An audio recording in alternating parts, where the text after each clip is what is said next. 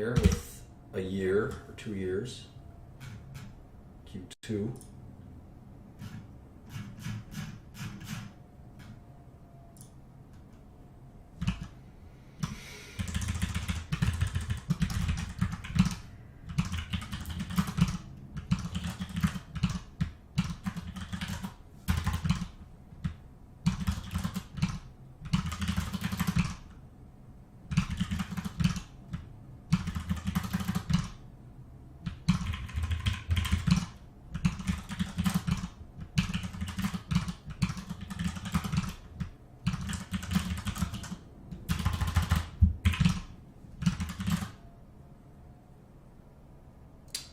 Huh, did I just overwrite this? I shouldn't have done that.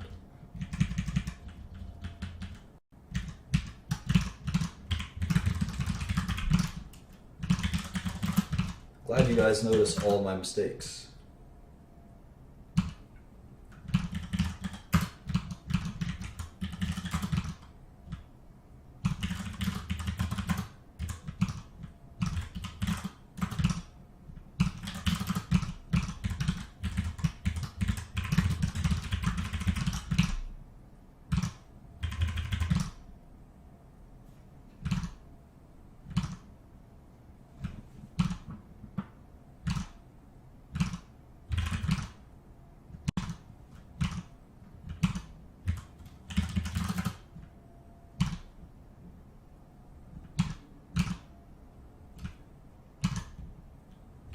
Great.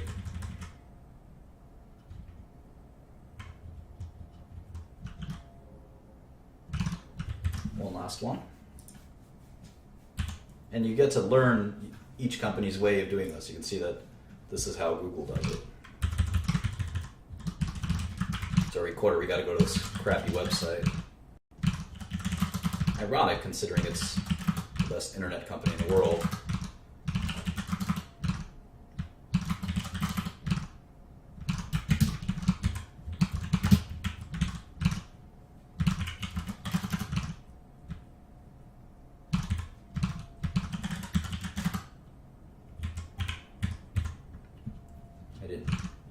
Let's go back to the Q2. I missed something.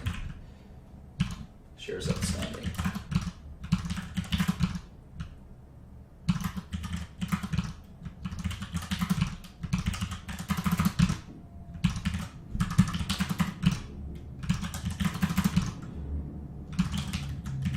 All right. Let me just go back and quickly get that last number I missed.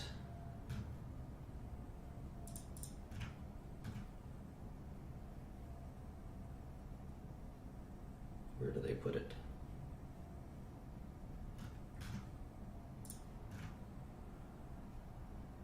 How frustrating.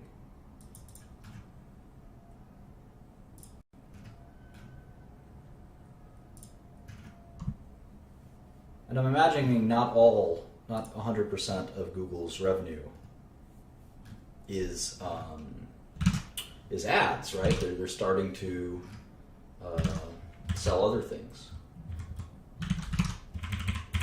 Web services.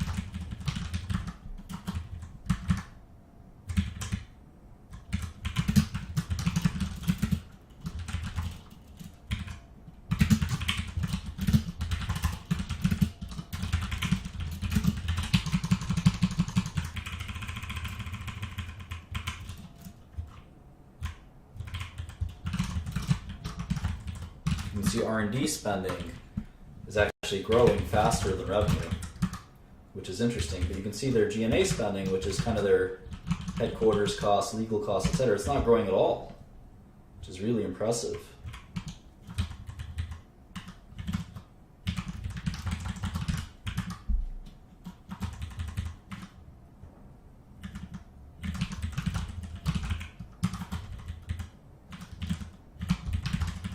They're spending a lot of their money on those advanced projects, or whatever it is. So you can sort of forecast earnings. Their tax rate kind of fluctuates, but it's looks like on average it's about 20%. Just you can also track that in our main page. We can track the tax rate for each of these big tech companies. So they'll actually be pretty important for us. Right, so there's sort of our rudimentary model where we forecast for 2016 at least that they'll make $18 billion, and Wall Street's been saying $18 billion, so it's a pretty reasonable guess as to what they'll do.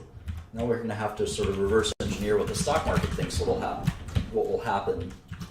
What the stock market thinks will happen, I should say, which is sort of my method of imputing the market's expectations using discounted cash flow.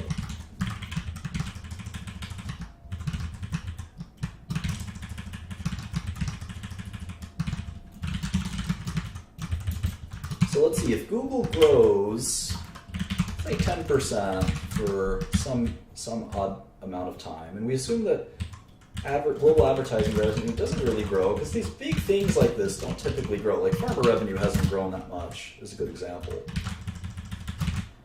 We can see that Google will go from 15% market share to 25% market share. And it becomes less and less credible, right, that they can keep growing at that rate, because eventually they've just taken over the entire world advertising business. And we know that there'll always need to be some TV ads, some radio ads, some billboard ads. They can't have it all. So at some point, this starts to get a little silly. How much more can they grow? Maybe they can grow in their web services and stuff like that, but after a while, I don't see them. It's not really possible that they can take over the entire advertising world. It doesn't make sense. And sometimes the market does stupid things. And it does it a lot, in fact. And I'll give you an example. When I was a kid, I was just starting to work on the stock market, and the company called Nokia. There was a company called Nokia. And they had such high margins, they had such high market cap that you could actually predict that they would sell a phone to everyone in the world, or something to that extent. And the point is that you can actually deduce these as mathematically impossible. It's not really mathematically possible for a company like Nokia to do that. And so Nokia was a great short in truth. And true to that point, Nokia has been as a company that's gone from a $200 billion company to a $20 billion company. Anyway, here's some rudimentary forecasts. Yeah, web services, we'll have to look into that. Yeah, Apple may be like Nokia, that's right. And that's why the market is so skeptical. The market's really skeptical of Apple. Also, tax rates. These companies don't pay any taxes. And they do a lot of foreign business, but foreign taxes are high too. So if tax loopholes are closed by, say, a Bernie Sanders or Hillary Clinton, all these companies will suffer quite a bit.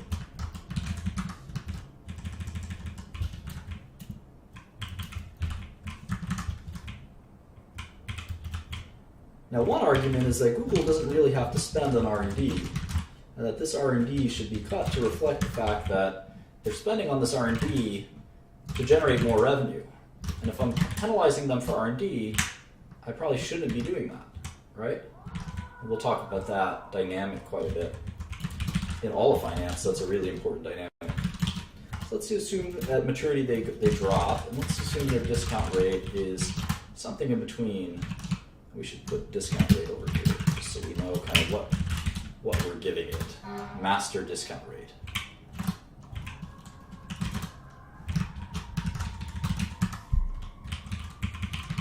So let's assume it's 6%. Actually, I could just link it like this. So now we can get an NPV.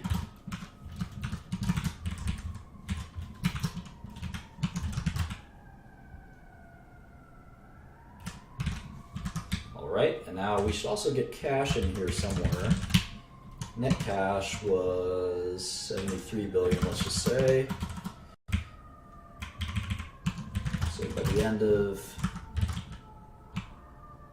of 16, cash will be 90 billion.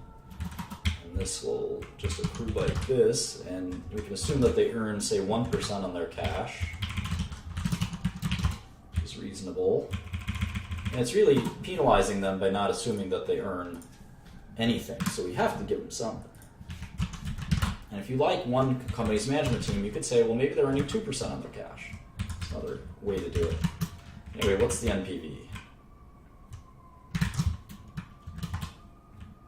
It's a little more than their current market value.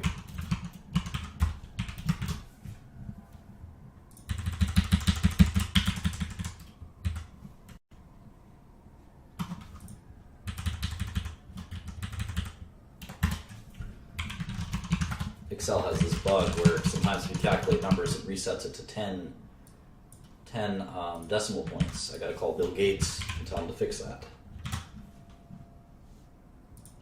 All right, so we get about 1147 versus the current stock price of 725, which is a nice return, 58%. 58% return. That's also assuming they can grow this revenue. That's pretty modest assumptions, but I guess the bigger question is, can they hold it?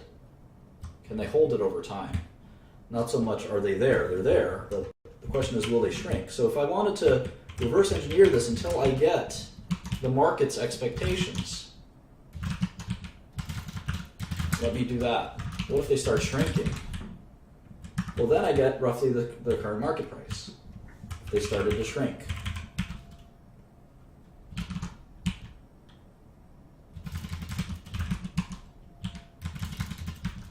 If they started to shrink a few years from now, that's how I get the shares as fairly valued. And they peaked at 17 or 18% of all global ad revenue. And who knows, maybe we'll stop Googling things in 2020 or 2030. I mean, did you ever think of that? There's probably a pretty good risk that we'll stop Googling things. There's a decent chance. Maybe the discount rate should be higher. 6% here. What are we saying for Apple? Apple should be like 7%. Oh wow, we got 5% for Apple. Wow, if we put 7% in there, then the shares will go down. I definitely think Google is less risky than Apple, but maybe not. I don't know. Microsoft should be like 5%, right? Yeah, 5% sounds good. Facebook should be the highest. It should be like 10% discount rate, I think. 8%, right?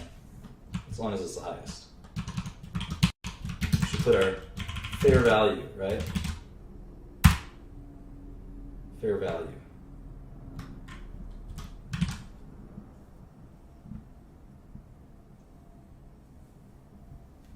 So that's a quick, fun look at Google. We hadn't, again, we can't make decisions too quickly, but we have to familiarize ourselves with the company, set up some basic models, and then maybe when we see a huge undervalue or overvalued, I mean, we only looked at 4 stocks. None of them really jump out. They all have serious problems. The only one that kind of looked really attractive to me was Microsoft, just because it's really a strong portfolio of tech, and I'm impressed at how quickly they grew Azure, for instance. Kind of out of nowhere, to be honest. Facebook is very intriguing because they haven't monetized they really haven't monetized their users. So I could see Facebook kind of doubling, but it's still very risky.